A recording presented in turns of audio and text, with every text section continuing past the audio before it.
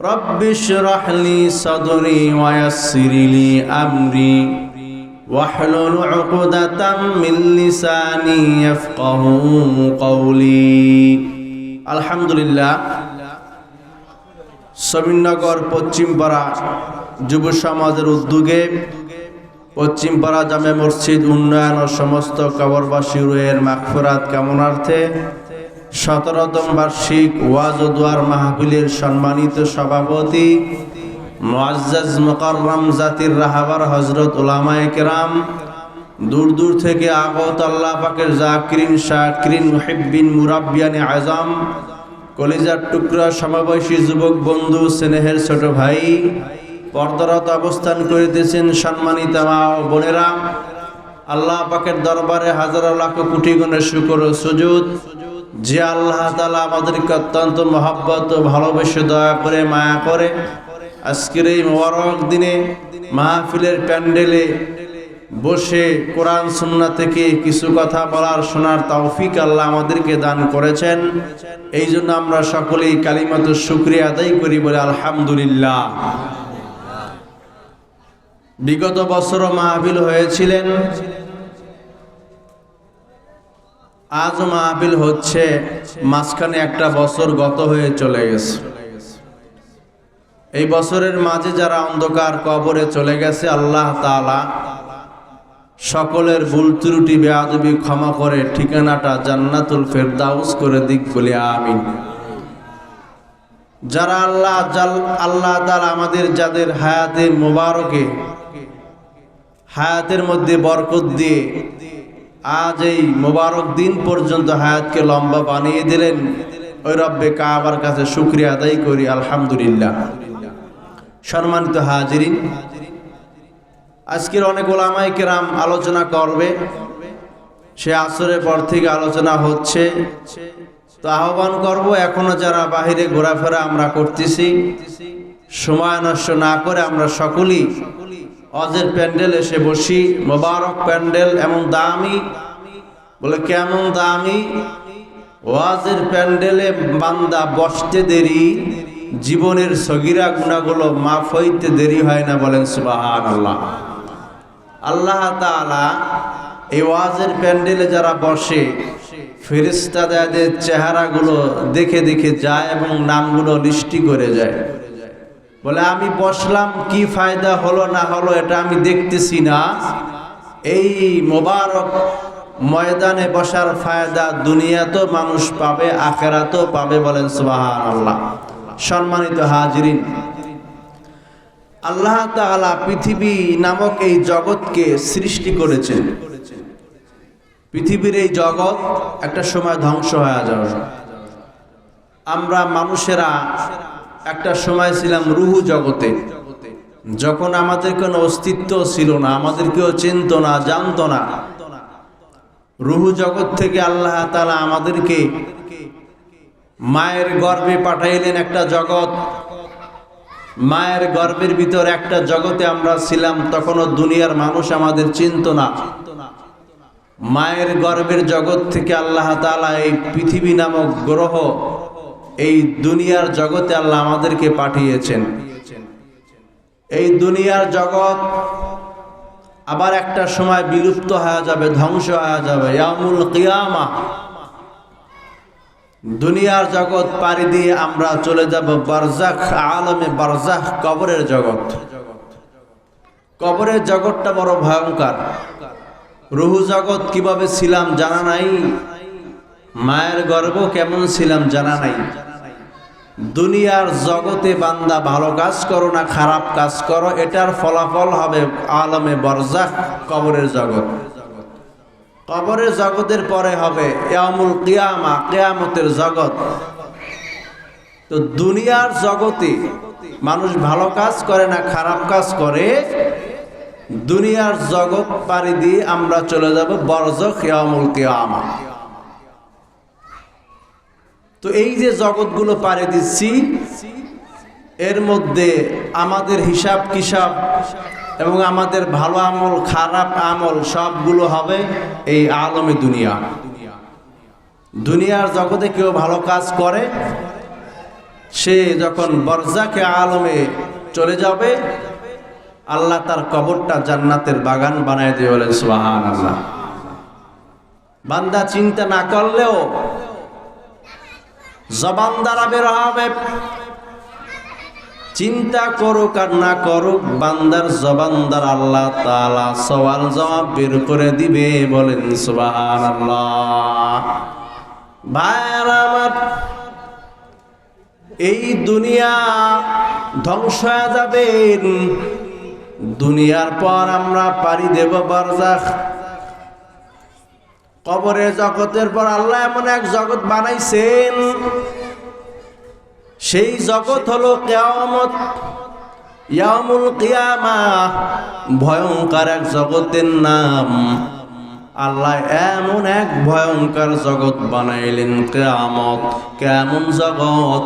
বলে জমিনটা আল্লাহ তামা বানায় দিবেন, তামা। সূর্যটা মাথার উপরে থাকবে, এমন ভয়ঙ্কর। কেমন ভয়ঙ্কর? যেই ভয়ঙ্করের কোনো বয়ান হয় না, যেই ভয়ঙ্কর মানুষ বয়ান করে বলতে পারবে না, ওই ভয়ঙ্করের নাম হলো কিয়ামত। কিয়ামতের ময়দানটা বড় ভয়ঙ্কর হবে। কেমন ভয়ঙ্কর আমাদের এই মাথা দিয়া কল্পনা করা সম্ভব না। সূর্য মাথার উপর, জমিন আল্লাহ তামা বানাইবেন। ওই কিয়ামতের ময়দানে বান্দা কই পালাইবা? পালানোর কোনো জায়গা নাই, পালানোর কোনো জায়গা নাই, কোনো পথ নাই। কিয়ামতের ময়দানে আল্লাহ তাআলা আরশে একটা ছায়া থাকবে, বিছানা। ওই ছায়ার মধ্যে সব মানুষ ছায়া পাইবে না। কে ছায়া পাবে? পয়গম্বর বলেন 7 শ্রেণীর মানুষ একমাত্র আল্লাহর আরশে ছায়া পাইব, আর কেউ পাইব না। সম্মানিত হাজিরিন, তো কিয়ামতের ময়দানটা এমন এক ভয়ঙ্কর। কেমন ভয়ঙ্কর? বলে যেই ভয়ঙ্করের মানুষকে বর্ণনা করে বোঝানো সম্ভব না। ওই কিয়ামতের ময়দানে মানুষ কোথাও আশ্রয় পাবে না, কোথাও ছায়া পাবে না, আরাম আয়েশের কোনো জায়গা নাই, একমাত্র আল্লাহ পাকের আরশবিহীন। ভাইরা আমার, তবে সবাই তো আরশের নিচে ছায়া পাইবে না। বান্দা কে ছায়া পাইবে? পয়গম্বর বলেন 1 নাম্বার আল্লাহর আরশের নিচে ছায়া পাইব ন্যায়পরায়ণ শাসক। মনে রাখবেন বিষয়গুলা। কিয়ামত হবে নিশ্চিত। মৃত্যু যেমন সত্য, কিয়ামত হবে সত্য। কি বলেন? মৃত্যু যেমন হয় সত্য, কিয়ামত হবে সত্য। কোনো বিকল্প নাই, মিথ্যার কোনো অবকাশ নাই, কিয়ামত হবেই হবে। আর এই কিয়ামতের দিন 7 শ্রেণীর মানুষ, 7 দল আল্লাহ পাকের আরশের নিচে ছায়া পাবে। আসুন আমরা অঙ্ক মিলাবো, হিসাব মিলাবো, ওই 7 শ্রেণীর মধ্যে আমি আছি কিনা। 1 নাম্বার বলেন ন্যায়পরায়ণ শাসক। 1 নাম্বার কে? ন্যায়পরায়ণ শাসক। ভাইরা আমার, ও মুসলমানের দল, ন্যায়পরায়ণ শাসক 1 নম্বরে আল্লাহ তাআলার ওই আরশের নিচে ছায়া পাইব, আর কেউ ছায়া পাইব না। 1 নাম্বার ন্যায়পরায়ণ শাসক। ন্যায়পরায়ণ শাসক চিনার জন্য 4টা গুণের প্রয়োজন। মৌখিক 4টা গুণ ন্যায়পরায়ণ শাসকের মধ্যে থাকবেন। 1 নাম্বার রাষ্ট্রীয়ভাবে নামাজ আদায় করা, রাষ্ট্রীয়ভাবে নামাজ প্রতিষ্ঠা করা। 2 নম্বর রাষ্ট্রীয়ভাবে যাকাত প্রতিষ্ঠা করা। 3 নম্বর রাষ্ট্রীয়ভাবে সৎ কাজের আদেশ দেওয়া। 4 নম্বর রাষ্ট্রীয়ভাবে অন্যায় কাজ থেকে মানুষকে বিরত করা। তো ন্যায়পরায়ণ শাসক 4টা গুণের দরকার। যে শাসকের মধ্যে 4টা গুণ পাওয়া যাবে সে হলো ন্যায়পরায়ণ শাসক, ন্যায়পরায়ণ নেতা, ভালো মাতবর, ভালো চেয়ারম্যান, ভালো এমপি, ভালো মন্ত্রী। 4টা গুণ কি? 1 নাম্বার রাষ্ট্রীয়ভাবে নামাজ কায়েম করা, রাষ্ট্রীয়ভাবে যাকাত প্রতিষ্ঠা করা, রাষ্ট্রীয়ভাবে সৎ কাজের আদেশ দেওয়া, রাষ্ট্রীয়ভাবে অন্যায় কাজ থেকে মানুষকে বিরত রাখা। ভাইরা আমার, কিন্তু আমরা বড় দুর্বল, এমন দুর্বল এক জাতি। কোথায় সেই ন্যায়পরায়ণ শাসক বিদায় হয়ে চলে গেছেন, পয়গম্বর নাই বিদায় নিছেন, সাহাবারা বিদায় নিয়ে চলে গেছেন, ন্যায়পরায়ণ শাসকের দরজা তালা লেগে গেছে। ওমর ফারুক রাদিয়াল্লাহু তাআলা আনহু ছিলেন ন্যায়পরায়ণ শাসক, ওমর ওসমান আলী সাহাবায়ে কেরাম ছিলেন ন্যায়পরায়ণ শাসক।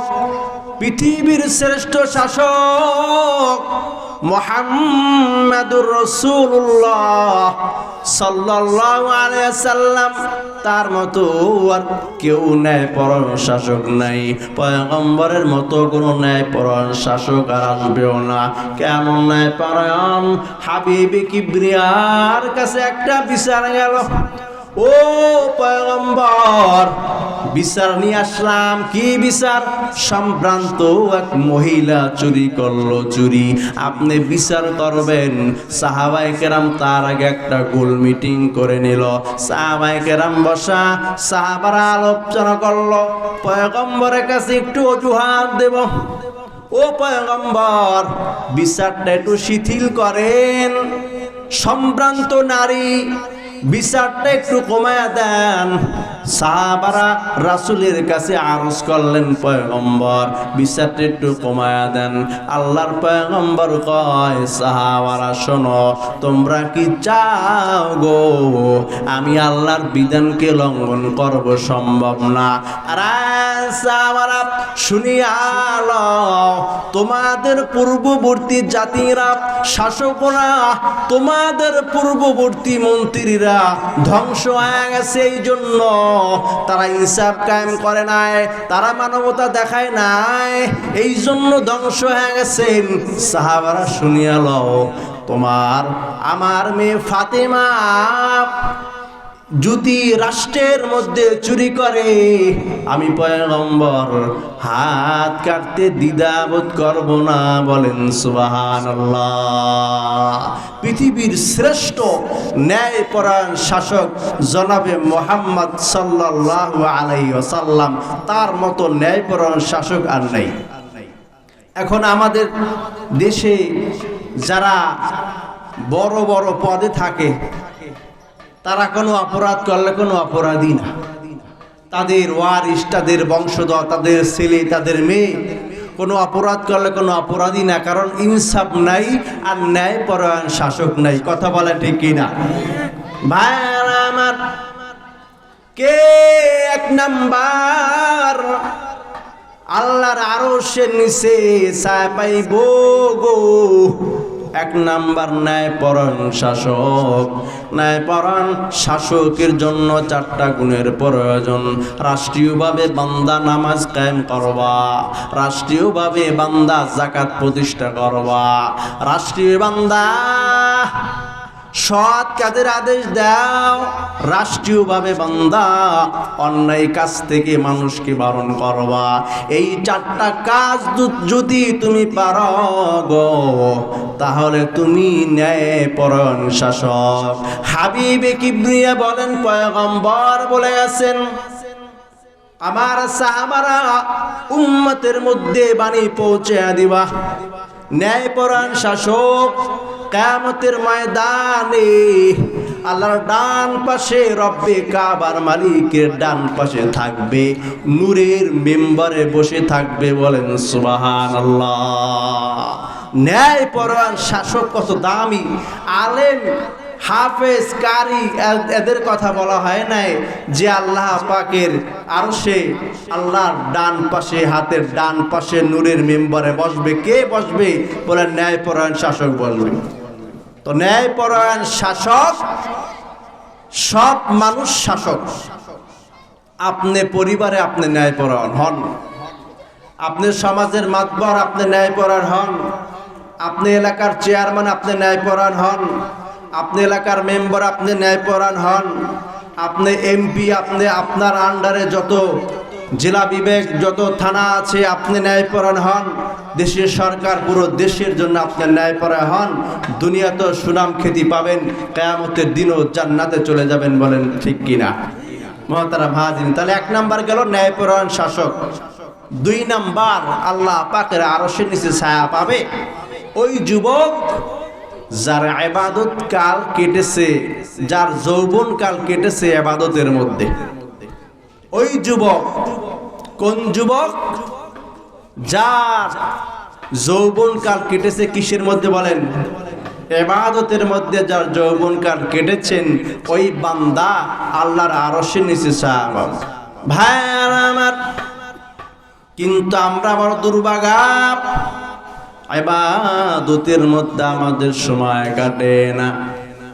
হাবিবে কিবরিয়া বয়ান দিয়েছেন, যৌবনকাল এমন দামি এক সম্পদ, হারায় গেলে বান্দার পাইবা না। যৌবনকাল বড় দামি। যৌবনকালে বান্দা চাইলে দাঁড়ায় দাঁড়ায় 50 রাকাত নামাজ পড়তে পারবা, সারা রাত জিকির করতে পারবা। বৃদ্ধ হয়ে গেলে মন চাইলো বান্দা 2 রাকাত নামাজ পড়তে পারবা না। পয়গম্বর বলেন, যৌবনকাল বড় দামি এক সম্পদ। যৌবনকালের মূল্যায়ন করো, 5 কাজের মূল্যায়ন করো। 5 কাজ আসার আগে 1 নাম্বার, বৃদ্ধ হওয়ার আগে বান্দা যৌবনকালের মূল্যায়ন করো। 5টা কাজ আসার আগে 5 কাজ করো, 5 কাজের মূল্যায়ন করো। 5টা জিনিস আসবে আমাদের সকলের জীবনে, তার আগে ওই 5 জিনিসের মূল্যায়ন করো, দামি হইতে পারবা। 1 নাম্বার, বৃদ্ধ হওয়ার আগে যৌবনকালকে মূল্যায়ন করো। কারণ বৃদ্ধ হয়ে গেলে আর শরীর চলবে না, পা চলবে না, হাত চলবে না। এই জন্য বৃদ্ধ হওয়ার আগে তোমার যৌবন কালটাকে মূল্যায়ন করো। ভাইরা আমার, পয়গম্বর বলে 2 নাম্বার, ব্যস্ত হওয়ার আগে বান্দা অবসর সময়ের কাজে লাগাও। ব্যস্ত হয়ে যাইবা, ব্যস্ত হওয়ার আগে অবসর সময়ের মূল্যায়ন করো। দাম আল্লাহ বাড়াই দিবেন। কেউ জেলখানায় গিয়েও কোরআনের হাফেজ হয়ে যায়। বৈশা আছো বান্দা, জিব্বা নারায় নারায় আল্লাহর জিকির করো, তাসবিহ পড়ো। এমন একটা সময় আসবে গো, মন চাইলেও জিব্বা নারায় জিকির করতে পারবা না। অবসর সময় কাজে লাগাও হে মুমিন। পয়গম্বর বলেন, ব্যস্ত হয়ে যাইবা, ব্যস্ত হওয়ার আগে অবসর কাছে বান্দা মূল্যায়ন করো। মরণের আগে হায়াতকে মূল্যায়ন করো। আজরাইল আসবে, জান নিয়ে বিদায় নিয়ে চলে যাবে, আর ফিরিয়া দেবে না। বান্দা মূল্যায়ন কর, হায়াতকে মূল্যায়ন করো। মৃত্যু আসার পূর্বে বান্দা সুস্থতাকে মূল্যায়ন করো। অসুস্থ আসার পূর্বে, অসুস্থ হয়ে গেলে বান্দার যা মন চায় তাই করতে পারবা না।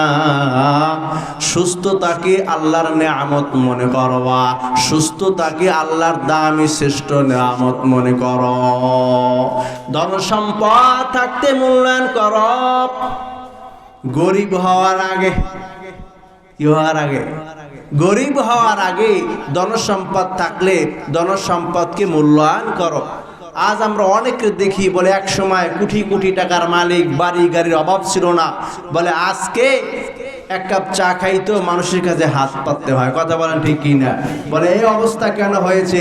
সম্পদ ছিল তো মূল্যায়ন করে না। উড়াও উড়াও, 2 হাতে উড়াও, ডাইনে উড়াও বামে উড়াও, মূল্যায়ন বান্দা করে নাই। যার বদৌলতে ফকির হয়ে গেল ফকির। পয়গম্বর বললেন, বান্দা সম্পদ আছে, গরিব হওয়ার আগে সম্পদের মূল্যায়ন করবা। আল্লাহ তাআলা গরিবী হালতের সময় তোমারে ভালো রাখবে। ও মুসলমানের দল, পয়গম্বর বলেন, আরশের নিচে ওই যুবক ছায়া পাইবে যেই বান্দা যৌবনকালটা ইবাদতের মধ্যে কাটাইল, ইবাদতের মধ্যে আল্লাহকে স্মরণ করল। ওই বান্দা আরশের নিচে কিয়ামতের ময়দানে আল্লাহর আরশের নিচে ছায়া পাবে। বলেন সুবহানাল্লাহ, জোরে বলেন না সুবহানাল্লাহ। তো আরশের নিচে আমাদের এই যুবক ভাইয়ের আজকে মাহফিলের আয়োজন করেছে, প্রশংসনীয়, আলহামদুলিল্লাহ, ভালো কাজ, সুন্দর কাজ, প্রশংসনীয় কাজ। এটা একটা যৌবনকালের ভালো কাজ। এই জন্য যুবক ভাইদের কি বলবো, দুনিয়ার এই ফিতনার থেকে বিমুখ হয়া যৌবনকালটা আসুন আমরা আল্লাহর ইবাদতে কাটাই, 5 ওয়াক্ত নামাজ বা জামাত আদায় করি, সৎ কাজে চলি, সব ধরনের মাদক দ্রব্য পরিহার করি, পিতামাতার সম্মান শ্রদ্ধা করি, স্ত্রীর হক আদায় করি, ছেলে মেয়ের হক আদায় করি, মা বাবার হক আদায় করি, পাড়া প্রতিবেশীর হক আদায় করি। আসুন যৌবনকালটা, এই যুবক বয়সটা ইবাদতে কাটাই। কি লাভ হবে কিয়ামতের ওই মুসিবতে? জমিনটা তামা বানায়া সূর্যটা আল্লাহ মাথার উপরে যখন দিবে, আল্লাহ আরশের নিচে ছায়া দেবে। আরশের নিচে যারা ছায়া পাবে তারা আল্লাহর বন্ধু। আরশের নিচে ছায়া পাওয়া মানি জান্নাত পাওয়া। বলেন সুবহানাল্লাহ। আলহামদুলিল্লাহ, আমাদের প্রধান বক্তা এসেছেন, উপস্থিত হয়েছেন, সকলে বলে আলহামদুলিল্লাহ। মুহতারাম হাজিরিন, তো বলতেছিলাম 2 নাম্বার, ওই ব্যক্তি আরশের নিচে ছায়া পাবে যার যৌবনকাল ইবাদতের মধ্যে কাটিয়েছে। ভাইয়ার আমার, 3 নাম্বার, ওই বান্দা আরশের নিচে ছায়া পাইব যেই বান্দার অন্তরটা আল্লাহর ঘর মসজিদের সাথে মোলাকাত। যেই বান্দা আল্লাহর ঘরের সাথে মোলাকাত, বড় সম্পর্ক হইছেন। ও মুসলমানের দল, এই জন্য আল্লাহ পাকের আরশের নিচে আল্লাহর ওই বন্ধু ছায়া পাইবে যেই বান্দা আল্লাহর ঘরের সাথে বড় মোলাকাত হয়েছেন, আল্লাহর ঘর মসজিদের সাথে যার বড় সম্পর্ক আছে। আজান দিছে তো বান্দা ঘুমাইছেন তো কান খারাপ, কখন আল্লাহ ডাক দিবে আমি রওনা হব গো। আল্লাহ ডাক দিছেন তো আর ঘরে বসা থাকা যাবে না। আল্লাহ ডাক দিছেন তো বান্দা মসজিদে রওনা। বৃষ্টি আর ঝড় তুফান ঠান্ডা কোনো কিছু তারে মানাইতে পারে না। আল্লাহ ডাক দিছেন, আল্লাহর ঘরে বান্দা দৌড়ায়া দৌড়ায়া যায়।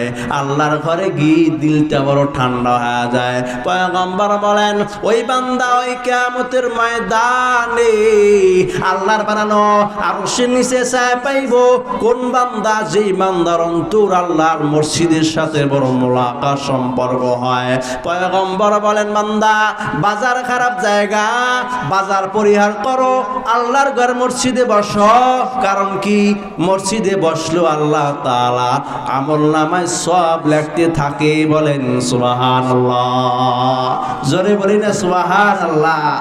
3 নাম্বার গেল, 3 শ্রেণী গেল। 4র্থ নাম্বার, ওই 2 ব্যক্তি, ওই 2 বান্দা বা ওই 2 শ্রেণী যারা একে অপরকে ভালোবাসে, মহব্বত করে, একমাত্র আল্লাহকে রাজি খুশি করার জন্য একে অপরকে পরিহার করে, পরিত্যাগ করে আল্লাহর জন্য।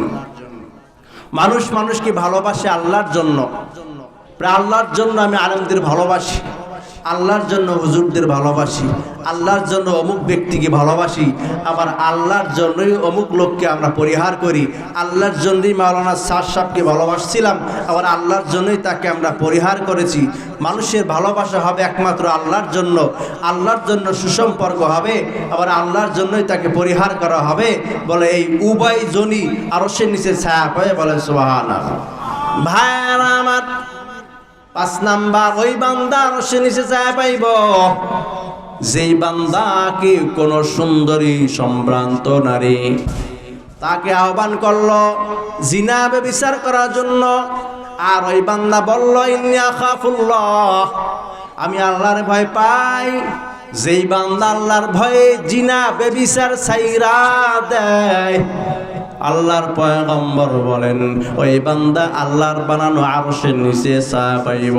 যেই বান্দা আল্লাহর ভয়ে গুনাহ ছাইরা দিল, আল্লাহর ভয়ে জিনা ব্যভিচার ছাইরা দিল, আর জবান দ্বারা বলল ইন্নী আখাফুল্লাহ, আমি আল্লাহরে বড় ভয় পাই, বড় ভয় পাই, ওই বান্দার ঠিকানা আল্লাহর আরশ। বলেন সুবহানাল্লাহ। ভাইরা আমার, এইরকম যুবক বড় দুর্বল, এই জামানায় পাওয়া যায় না।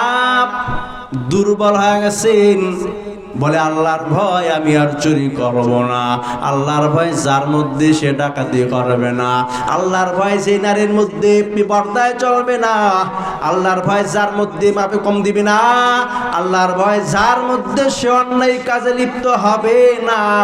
ইন্নী আখাফুল্লাহ, আল্লাহর ভয় যার ভিতরে থাকবে, আল্লাহর ভয় যেই বান্দা গুনাহ বেবিচার পরিহার করবে, আল্লাহ তাআলা তার ঠিকানা রাখবে জান্নাত। বলেন সুবহানাল্লাহ।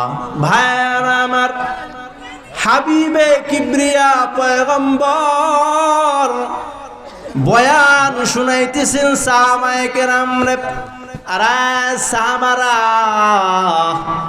জানো জানো শোনো, তোমাদের চমৎকার একটা বয়ান শোনাই।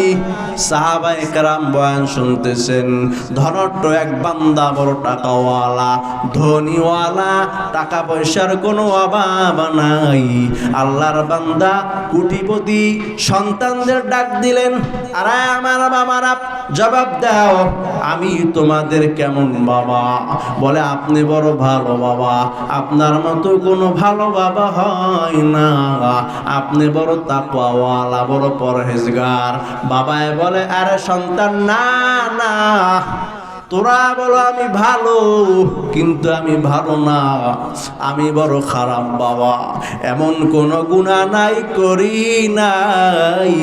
অতএব শোন, যেই দিন আমার মরণ হবে, মরণ হওয়ার পর আমার লাশটা আগুনের মধ্যে পুরাইয়া দেবা, আগুনের মধ্যে পুরাইয়া বন্যা এবং ঘূর্ণিঝড় শুরু হবে, ঘূর্ণিঝড়ের মধ্যে ফু দিয়া ছাইগুলো বাতাসে উড়াইয়া দেবা, আমি মাটির নিচে যাইতে চাই না। ভাই আমার, আল্লাহর বান্দা মারা গেল, কথা অনুযায়ী সন্তানরা আগুন দিয়া পুরাইছে, আগুনে পুরাইয়া বাতাসের সাথে উড়াইয়া দিছেন, বাতাসের সাথে আল্লাহর বান্দা উড়ে গেল। পয়গম্বর বয়ান দিয়ে শুনাইছেন, আল্লাহ তাআলা তারে দাঁড় করাইল, আরে বান্দা, কেন নিজেকে পোড়াইয়া আবার ছাই বানায়া বল্লা উড়াইয়া দিতে? আল্লাহর বান্দা বলে, মাওলা তোমার ভয়, তোমার ভয়, তোমার ভয় লইয়া আমি সন্তানদের বললাম উড়াইয়া দাও, আমি যে পাপ করলাম, যে গুনাহ করলাম, এগুলো নিয়ে তোমার সামনে আমি দাঁড়াইতে পারবো না।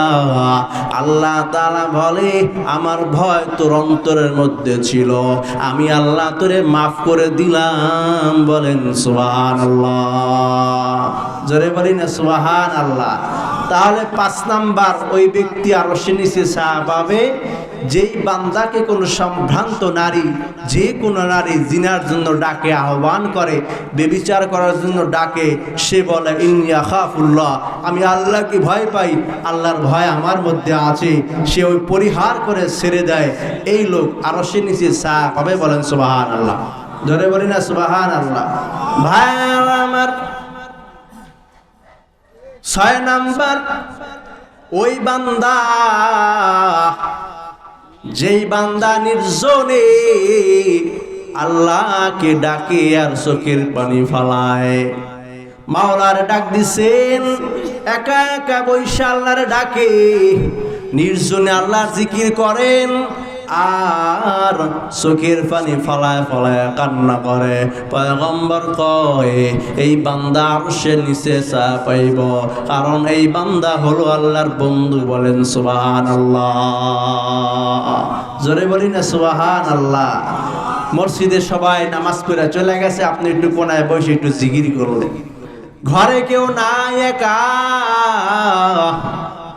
বান্দা বসে যাও, আল্লাহ পাকের জিকির চালু কইরা দাও। পয়গম্বরে কিবরিয়া বয়ান দিয়েছেন, নবী আমার বলে, যেই বান্দা দুনিয়ার এই জমিনে জিকির করতে করতে জিহ্বাটারে তরুতাজা করবে গো, ওই তরুতাজা জিহ্বা নিয়া বান্দা যদি কবরে চলে যায়, আল্লাহ তাআলা হাসরের ময়দানে এই বান্দাকে হাসতে হাসতে জান্নাতে যাবে। বলেন সুবহানাল্লাহ। জিকিরওয়ালা জিহ্বা নিয়া যেই বান্দা অন্ধকার কবরে যাবে এবং অন্ধকার কবর পাড়ি দিয়ে কিয়ামতের ময়দানে এই বান্দা হাসতে হাসতে আল্লাহর বানানো জান্নাতে যাবে। বলেন সুবহানাল্লাহ। এই জন্য 6 নাম্বার ওই ব্যক্তি, কোন ব্যক্তি যে নির্জনে আল্লাহকে ডাকে এবং কাঁদে। আল্লাহকে ডাকে এবং কাঁদে, একা একা নির্জনে বৈশা আল্লাহর জিকির করে, আল্লাহকে স্মরণ করে এবং নিজের কৃতকর্মের গুনার কথা স্মরণ করে কাঁদে। বলে এই বান্দা আরশের নিচে ছায়া পাবে। বলেন সুবহানাল্লাহ। 7 নাম্বার ওই ব্যক্তি যে ইখলাসের নিয়তে দান করে। কিসের নিয়তে? ইখলাসের নিয়তে যে দান করে, ওই বান্দা আল্লাহ পাকের আরশের নিচে ছায়া পাবে। ভাই আমার, কিন্তু আমরা দান করি ইখলাসের নিয়ত নাই, মানুষকে দেখানোর জন্য আমরা দান করি। ঝাড়ি দিয়ে বলে হুজুর নাম বলেন, নাম বলবেন, নাম না বললে আমি টাকা দেব না, নাম না বললে আমি অর্থ দেব না। পয়গম্বর বয়ান দেন, তোমরা এমন ভাবে দান করো, ডান হাত দ্বারা দান করবা যেন বাম হাতে না জানে, বাম হাত দ্বারা দান করবা যেন ডান হাত না জানে। ভাইরা আমার, এই জন্য 7 শ্রেণীর মানুষ আল্লাহর বানানো জান্নাতে, আল্লাহর বানানো জান্নাতে চলে যাবে এবং কিয়ামতের ময়দান আল্লাহর আরশের নিচে ছায়া পাইব। যেই দিন কোন আপন বন্ধু কিনারে আসবে না। ইয়াউমা ইয়াফিরুল মারউ মিন আখি, সব পালায়া যাবে। কিয়ামতের ওই ময়দানে আল্লাহর সূর্যটা মাথার উপরে নিয়ে আসবেন, জমিনটা তামা বানায় দিব। এমন ভয়ঙ্কর ওই ময়দান, মরণ যেমন সত্য, বান্দা কিয়ামতের ময়দানটাও সত্য। ওই দিনটা সবার কিনারা এসে দাঁড়াইব। দুনিয়ার জমিন পাড়ি দিতেছ, অন্ধকার কবরে রওনা, কি নিয়ে রওনা? এত বাড়ি, এত ঘর, কোথায় ছেলে আর মেয়ে? সব পড়ে থাকবে, খালি হাতি অন্ধকার মাটির নিচে বিদায় নিতে হবে। কথা বলেন ঠিক কিনা? কথা বলেন ঠিক কিনা? এই যে বাড়ি ঘর বলেন, এত সম্পদ, এত কিছু, একদিন তো মাটির নিচেই যেতে হবে। বলেন এমন কেউ আছেন যে না আমি মাটির নিচে যাব না? মাটির নিচে ঘর হবেই আমাদের। একদিন মাটির ভিতরে হবে ঘর, রে মন আমার কেন বান্ধ দালান ঘর। একদিন মাটির ভিতরে হবে ঘর, রে মন আমার কেন বান্ধ দালান ঘর।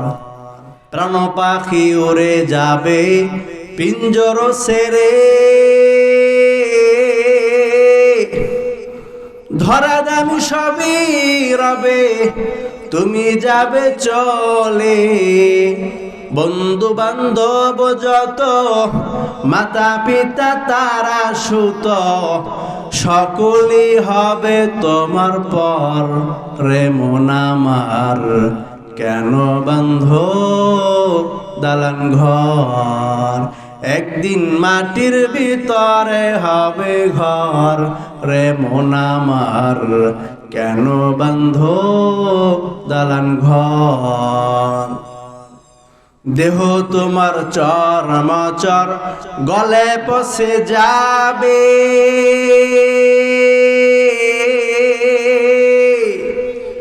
শিরা উপশিরা গুলি ছিন্ন ভিন্ন হবে। মুন্ড মেরুদণ্ড সবই হবে খণ্ড খণ্ড, মুন্ড মেরুদণ্ড সবই হবে খণ্ড খণ্ড।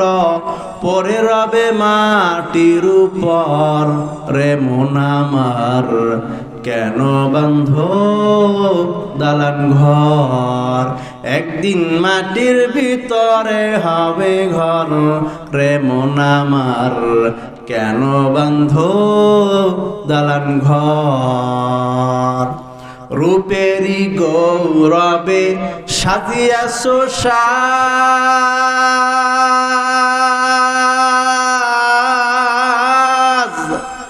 সোনা দানা কত কি আর রাজকী পোশাক। রূপেরই গৌরবে সাজিয়াছো সাজ,